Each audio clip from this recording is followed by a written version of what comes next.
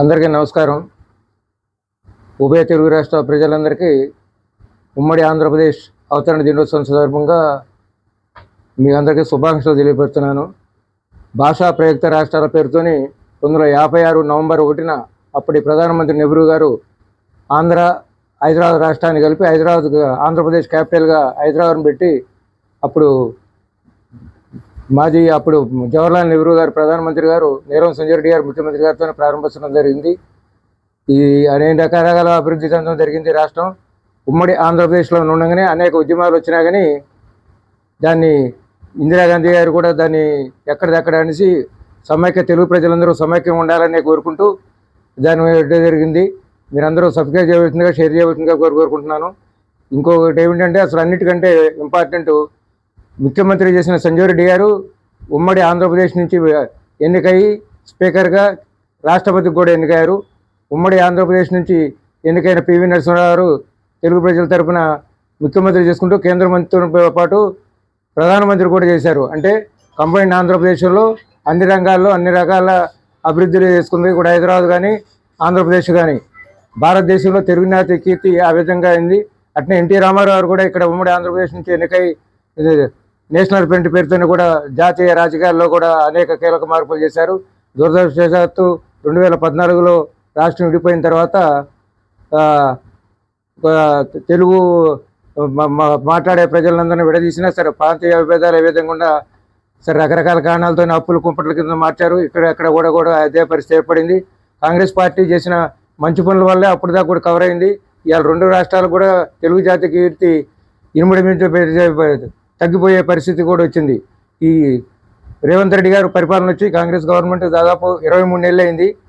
420 హామీలు అన్నారు, 6 గ్యారెంటీలు అన్నారు, ఏది ఇప్పటి వరకు ఫుల్ఫిల్ అమలు చేయలేదు.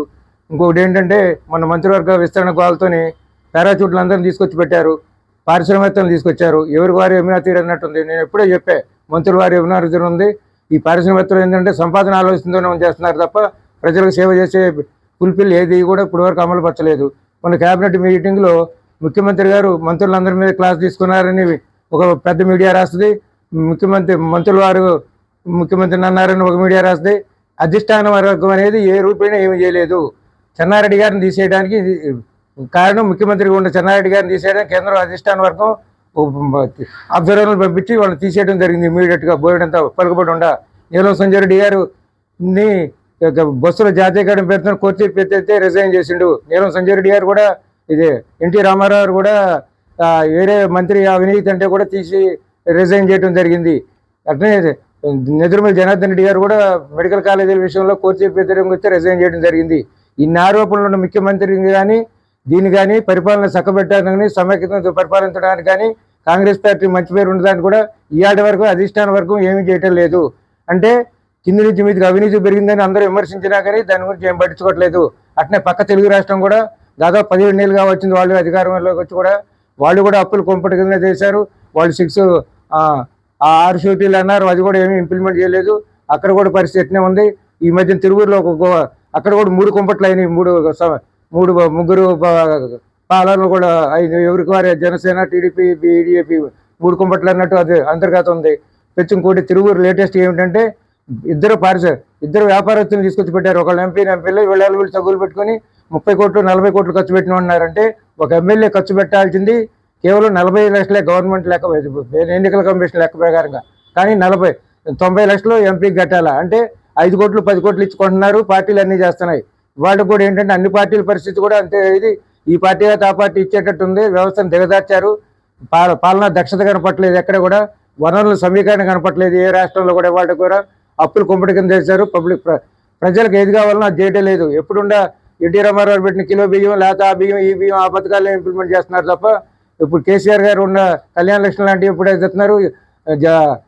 రాజశేఖర రెడ్డి గారు ఉండగా పెట్టిన పీజీ గారిని అవి కూడా ఈ స్కీములు కూడా ఇప్పటివరకు అయ్యే చేస్తున్నారు తప్ప సీఎం రిలీఫ్ ఫండ్లు కూడా కొత్త ఏమీ చేయటం లేదు. ఇప్పుడు కూడా గమనించాల్సిన కూడా ప్రజలు ఏంటంటే పార్టీలకి అంతర్గతంగా అభివృద్ధి అనేది కాంక్షించాలని కోరుకుంటూ ఇట్లా మీరందరూ షేర్ చేయవలసిందిగా తెలుగు ప్రజలు ఉభయ తెలుగు రాష్ట్రాలకు కూడా కలిసి ఉంటే కలుసుకోకం అనే దాన్ని మర్చిపోకుండా ఉండాలని. సరే ప్రాంతీయ భేదాలు ఉండొచ్చు. ఇలా హైదరాబాద్ ఇక్కడ విశ్వవిఖ్యాత నగరం అయితే విడిపోతే అది కూడా గమనించాలి పరిస్థితి కూడా. ఇప్పుడు ఈ విధంగా మీ అందరికీ శుభాకాంక్షలు తెలియవచ్చు. ఇట్లా భీమిరెడ్డి పుల్లారెడ్డి.